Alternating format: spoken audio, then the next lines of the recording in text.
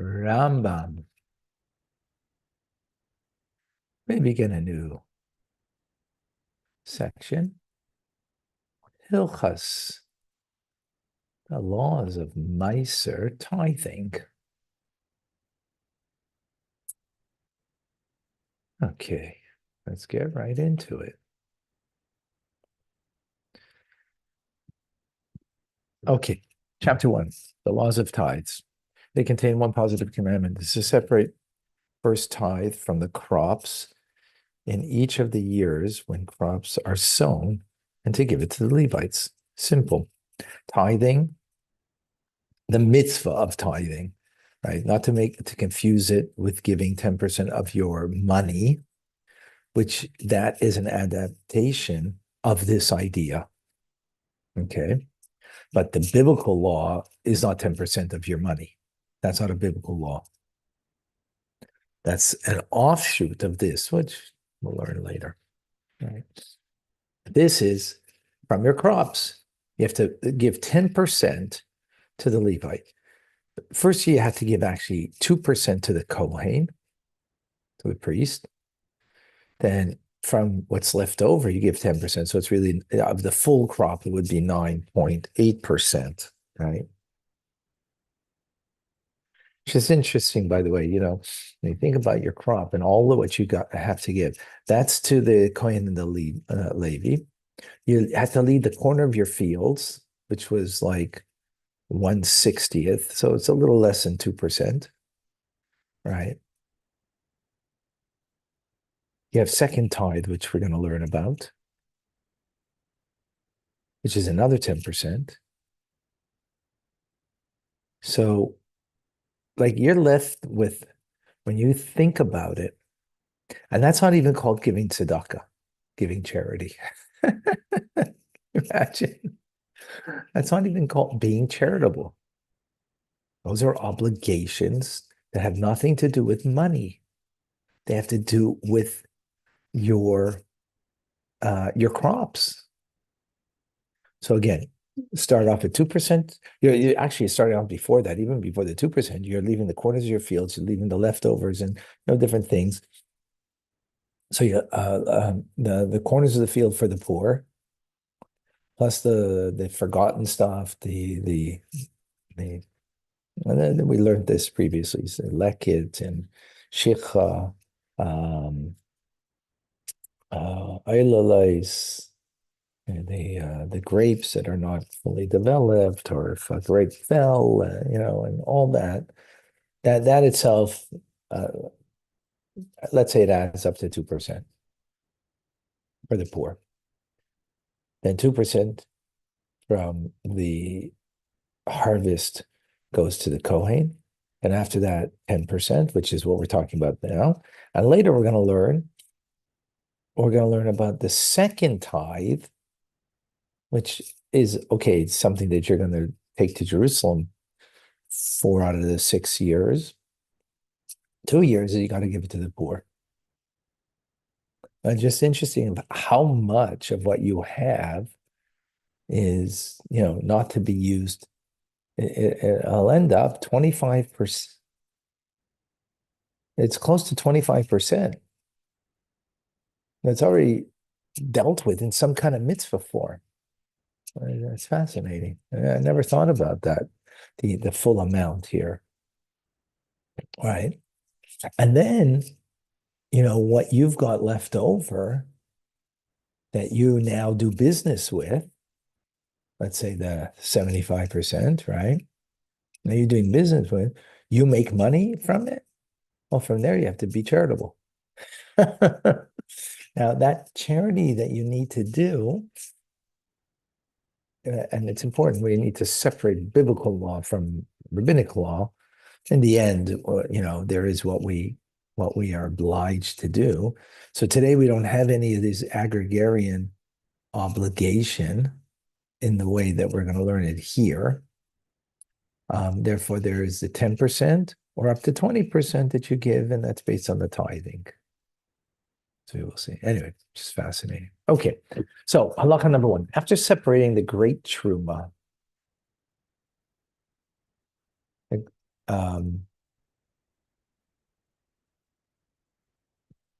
So truma is what the one who harvests, right, gives to the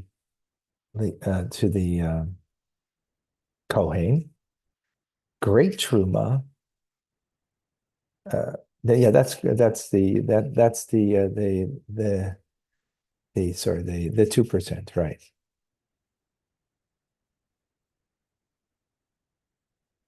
Right. So the preferred way is you first give to the Kohen the 2%, then the 10%. Right. If you switch the order, it's still valid, but it's not the preferred way. In other words, you gave to the Levite 10% first, right? So one should separate 1/10 of the remaining produce. And this is called the first tithe, right? Or in Hebrew, meiser, tithe. Meiser, in the word meiser, if you see over here in the Hebrew, comes from the word eser. What's eser? 10. Meiser meaning a tenth, right? 10%. This is concerning, as it says in the verse, and the tithes of the children of Israel, they will separate to God. These tithes are given to Levites, male and females. So it says, I will give to the Levites all the tithes of the children of Israel as an inheritance. And remember, the Levites don't get a share of the land of Israel, as the Kohanim don't get. So this is their share in the land, meaning, the produce of the land, or shall we say, the livelihood that comes from the land. Right? They don't have that inheritance. All right, number 2. An Israelite is permitted to partake of the first tithe, and it may be eaten in a state of and it may be eaten in a state of ritual impurity because it's not holy. Okay, now this is important because when it came to the truma, right? If you recall, which we just finished yesterday, truma had to be eaten only by a kohen and had to be in the state of ritual purity. And to eat it, the food had to be state in ritual purity, right? If it was impure, the food, then the only thing it could use it for was fuel, right? If you recall, we learned that. But that's not the case here with tithe, right? It can be eaten in a state of impurity because it's not holy. Right? The mitzvah is holy. But what do we mean that it's not holy? It means it's not inherently the substance of the food is inherently holy.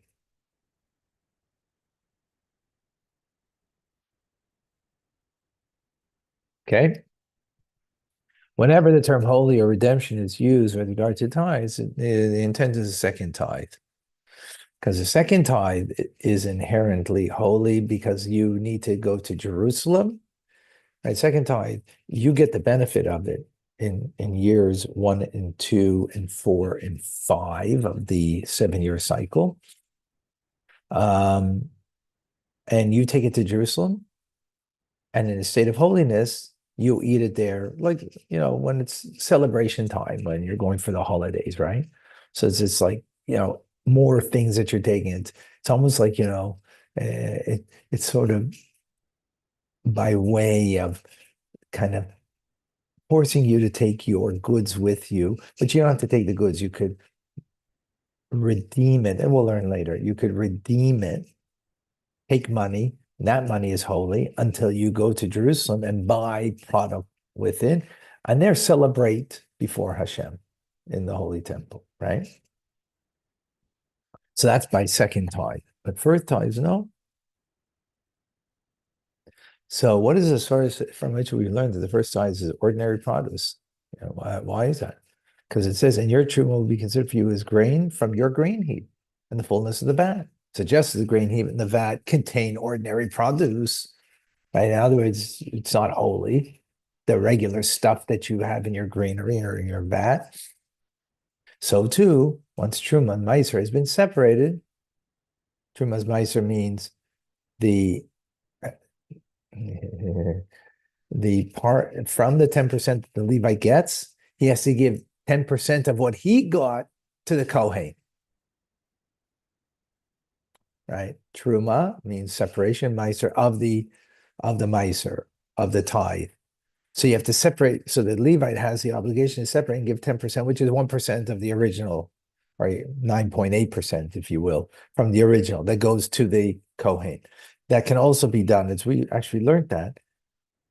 If the Israelite who's, the farmer wants to do it himself, he could give it to the Kohen before it's taken from them and taken from the Meiser, from the tithe.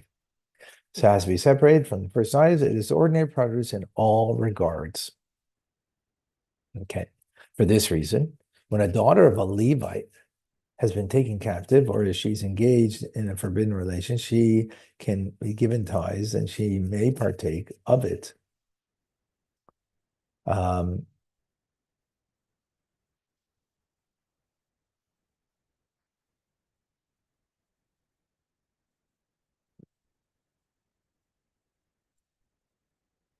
She's still considered married. The daughter of a Levite, right? If the daughter marries an Israelite, she can't eat anymore to this tithe. Only the Levite's family could. So even if she was taken captive, and what does it mean taken captive? Because it's a question of back in the day when they took a woman captive, what they did to her, and so on.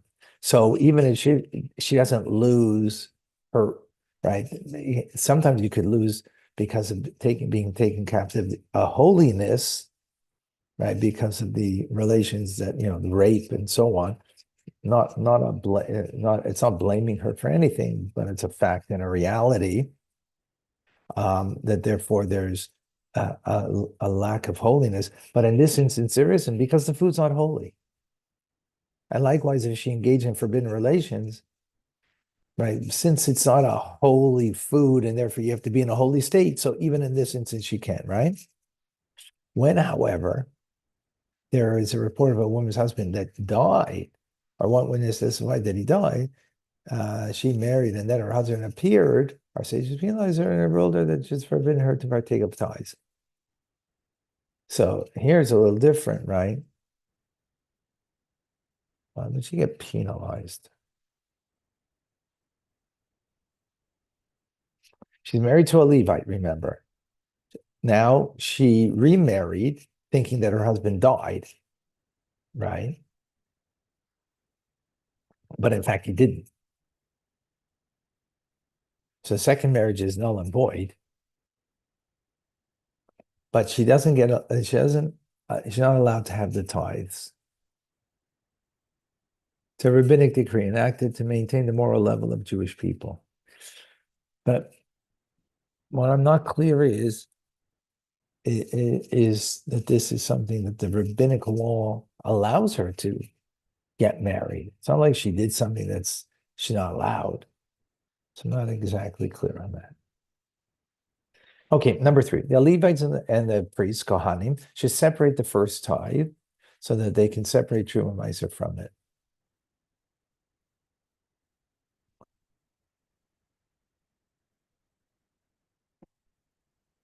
Why is the Kohen involved?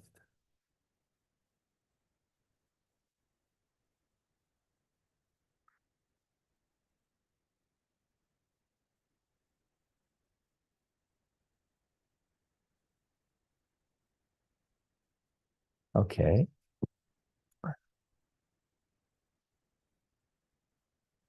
Similarly, the Kohen must separate other types of Truma and tithes for themselves. Since the Kohen receives all types of agricultural gifts, is it possible for them to partake of the produce without these separations have been made? And so you shall separate also you, which includes the Levites, also you includes the Kohen.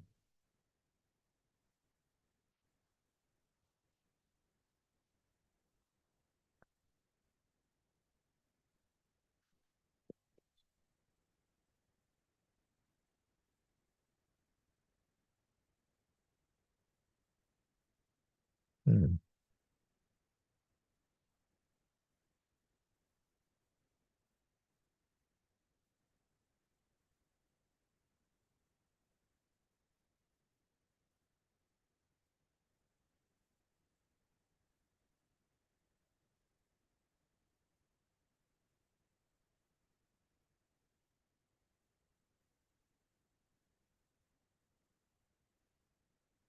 Okay, I'm not exactly clear what it wants to bring out from that. Okay, number 4. We do not expropriate the tithes from the priests, from the Kohen. The verse says, when you take from the children of Israel, similarly, none of the presents given to the Kohanim must be given from one priest to another priest, from one Kohen to another.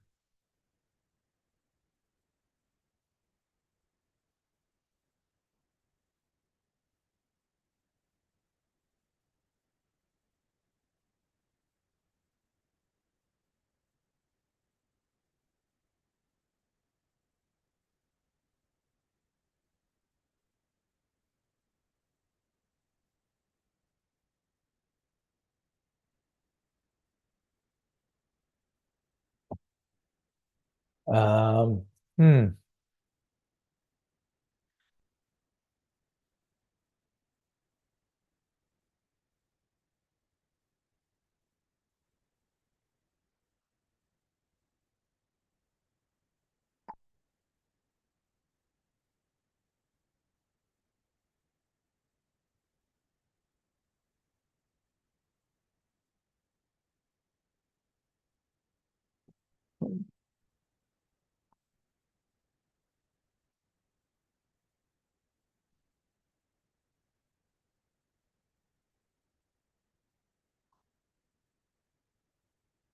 Okay, so I guess if a Kohen owes money or something like that, so the tithes you would not expropriate from them.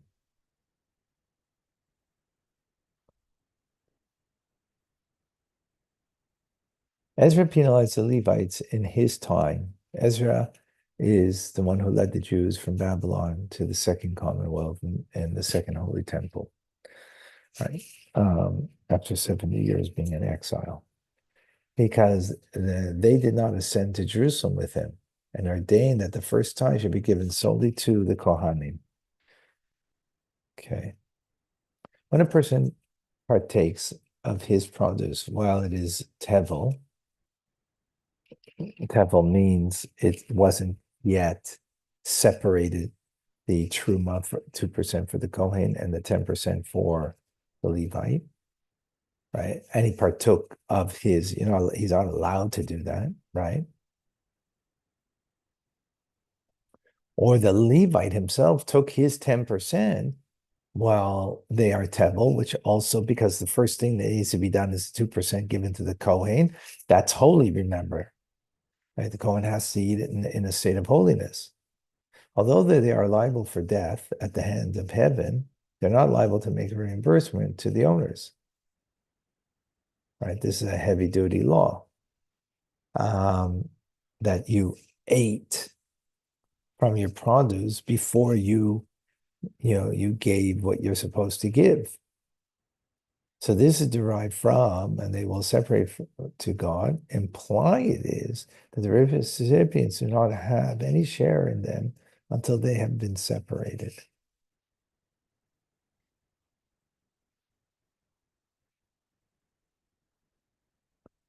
Right. In other words, this is what you got to do. And it until you give God's portion, which means to the Kohen, you can't have your portion. And they ask for permission for a person to continue eating and after separate truma and tithes.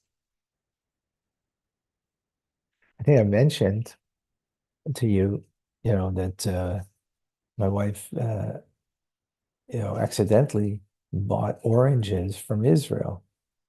And oranges they don't take truma or tithes from it. And accidentally ate from it.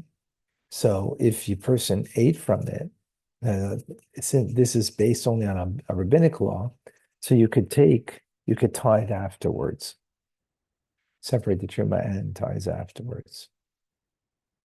Number 6, we can separate tithes from produce in one place for produce in another place. They need not be grouped together. This is a leniency compared to truma. By truma, the initial preference is you separate truma from the same produce to which it's being taken.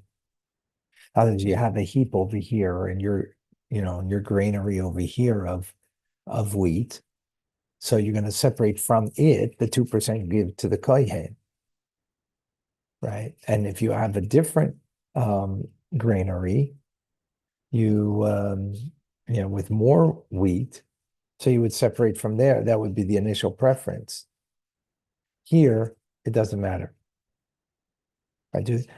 As always, general principle we've learned, anything that is about a holier status means more parameters and limitations. So when it comes to the truma for the kohen, for the priest, there's greater parameters and limitations of how you can separate the truma. It comes to tithes, since it's not inherently holy, so you could take from one granary to another, and initially that's okay. We do not, however, separate tithes from one species to another, nor from the produce from which we are obligated to tithes for produce which we are exempt from separating, nor from produce that which we are exempt from separating, for produce in which such a separation is required. If one is separation in the above instances, the produce separated is not considered as tithe. So, for example, from different species, from oranges to wheat, you can't do that. Separate species, right? In other words, I can't take from the oranges. I'll take 4%. I'll take for the oranges, and I'll take for the grain. Or I don't know, different species. I don't know if that would be right. Which, by the way, for truma, this is also true that you can't do it. Whenever we said that with regard to truma, that the truma may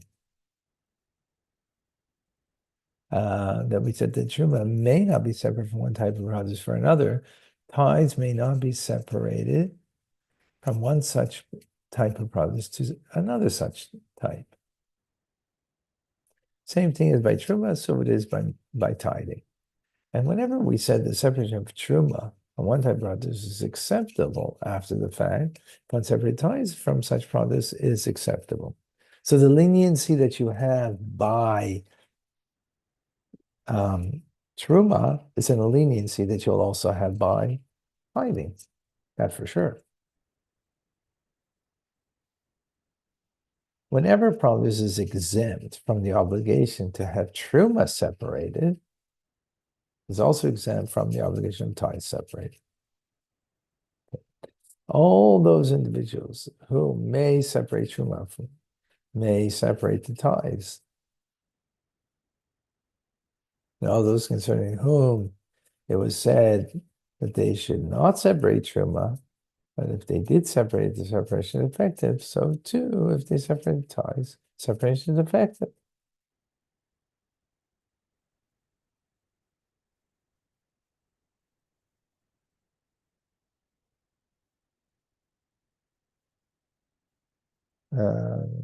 So too, the separation is effective.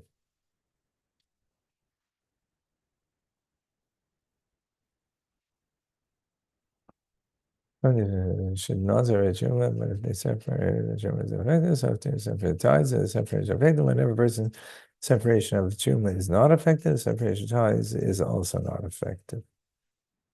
When a person tells a colleague, I will tithe through your agency, he does not have to stand with him to see whether he tithed or did not tithe, right? So if I tell, a friend of mine, here's oranges, you do the tithing. I don't have to stay there.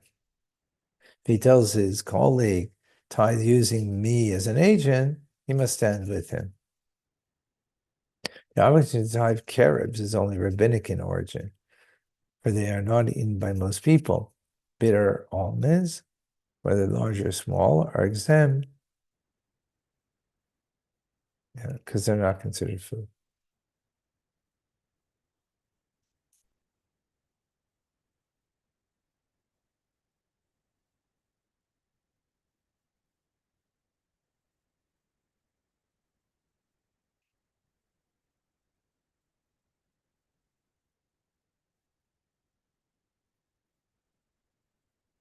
Okay.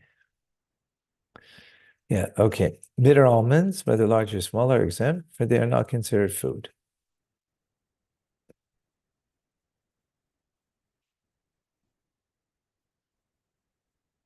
Some more parameters. A tree that is planted inside a house is exempt from the obligation of tithes, as indicated by, and you shall certainly tithe all the produce of your crops that grow in the field. So it's got to grow in the field, not in your house. Right? Some people, I remember my kids, they took avocado and they put it, a toothpick through it, hold it up in a cup, and then they put it, and then they put it water, and it grew some roots. I don't know if we ever planted in the back. We did plant in the back. We had a pear tree, but that for a season or two, and it really wasn't good. So in any case, the verse says in the field. It appears to me tithes must be separated from the produce according to rabbinic law, but one is required tithe fruit of a fig tree that stands in the courtyard if it was harvested at one time. Okay.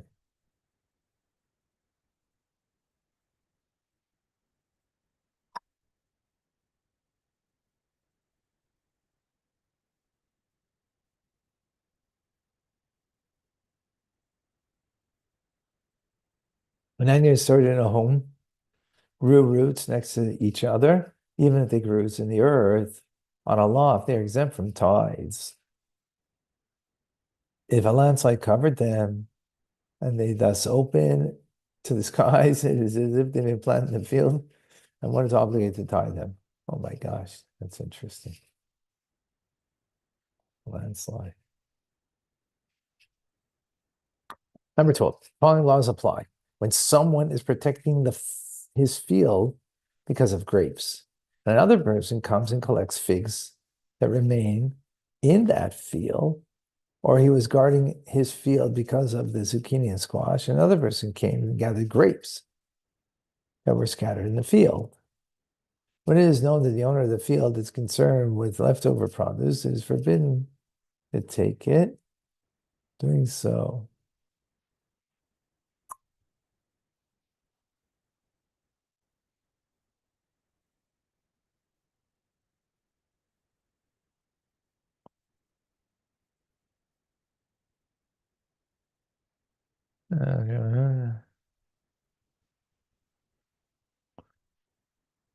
So when it is known that the owner of the field is concerned with the leftover produce, it is forbidden to take it. Doing so is stealing. Hence, tithes and truma must be separated from the crops. If the owner of the field is not concerned with it, it's permitted to take it. It's not theft.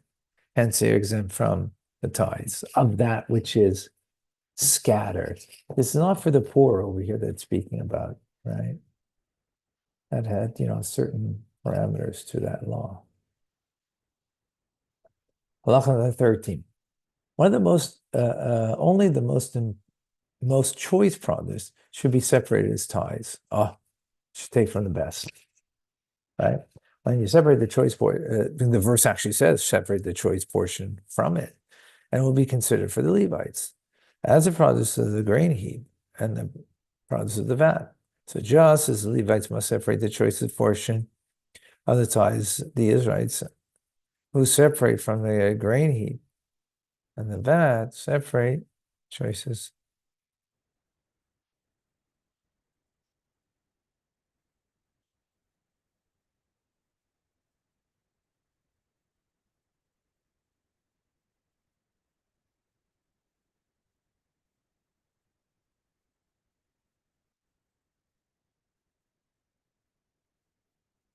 Okay.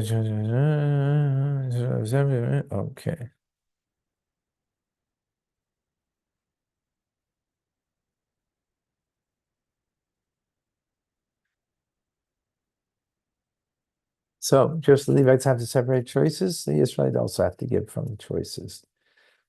I'm not certain how we get that law that the Israelites have to do it. It says the Levite needs to just from it, and it'll be considered for the. No, it says yeah. Okay.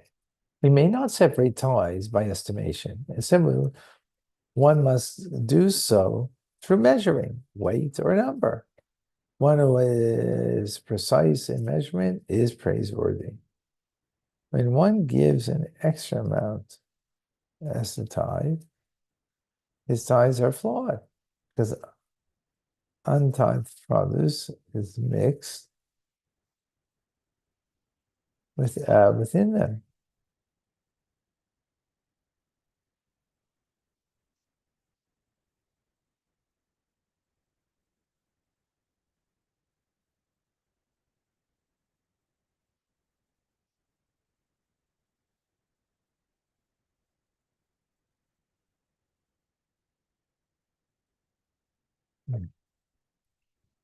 It said it must be first dividing the grain heap. Okay, so the remainder of his produce has, however, been made fit for use. Okay.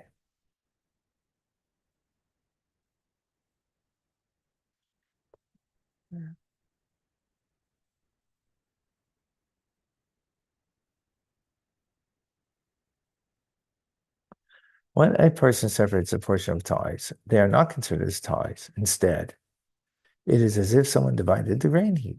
You must, however, separate from the portion set aside the tithes that are appropriate for it. So what is implied? The person had 100. Person had 100 saw. He set aside 5 saw as tithes. These 5 saw are not considered as tithes. He cannot separate tithes for these 5 saw from another source. Instead, he should separate half a saw from them as is their tithes. Aha, you separate 5, so you need to give huh?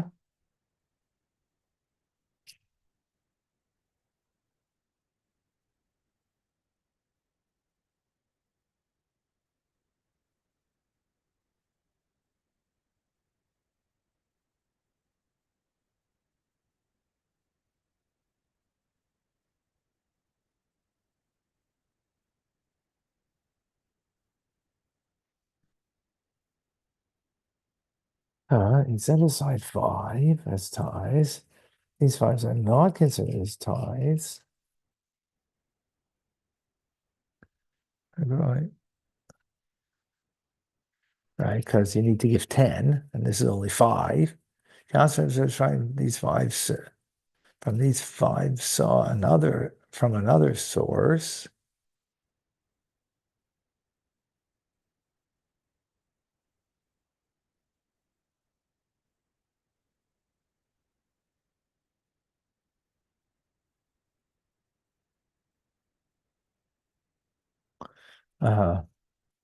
Because you intended to take from the 10 from here, and now you only took 5. So you can't take the 5 from somewhere else. Instead, you should separate half a saw from them. It is their ties. Aha. So he has to get now the 5 becomes separated from the 100, and therefore he should take from the 5 half, which would be 10%. I'm not perfectly clear on that. When a person separates the first tithe, he should recite a blessing first, as one recites a blessing over observing any of the mitzvahs. Similarly, he should recite a blessing over separating the second tithe given to the poor, and the tithe of a tithe. He should recite a blessing for each one individually. If he made all the separations once directly after the other without speaking in between, should include them all in one blessing. Praise God who commands to separate trumas and tithes.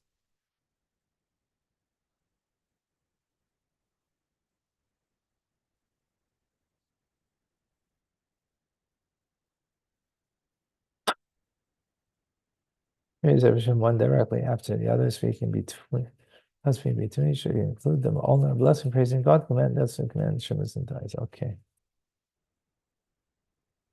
Let's just do from chapter 2, verse 11. The person is not obligated to tithe his produce by the scriptural law unless he completes the work associated with the preparation, with the intent of partaking of it himself. Right? So you have to complete the work, and we'll define what that means. And you have to intend to partaking of them himself. Right?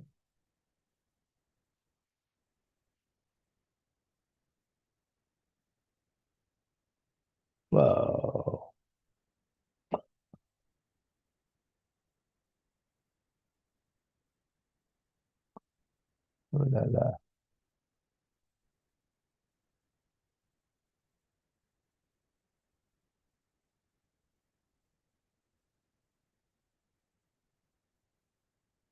If, however, he completes those tasks with the intent of selling it, he is exempt from according to scriptural law. He is, however, a rabbinic law. This is derived from, and you shall certainly tithe, and you shall partake. One is obligated only when he completes the task with the intent of partaking. Obligated biblically, right?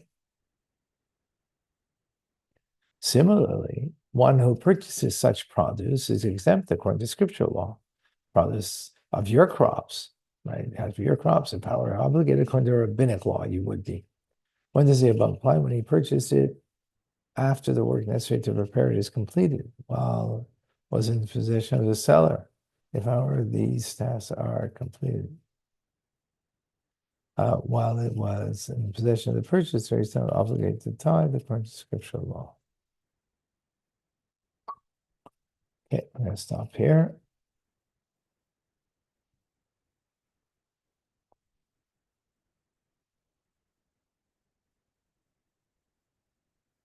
Wonderful, as always.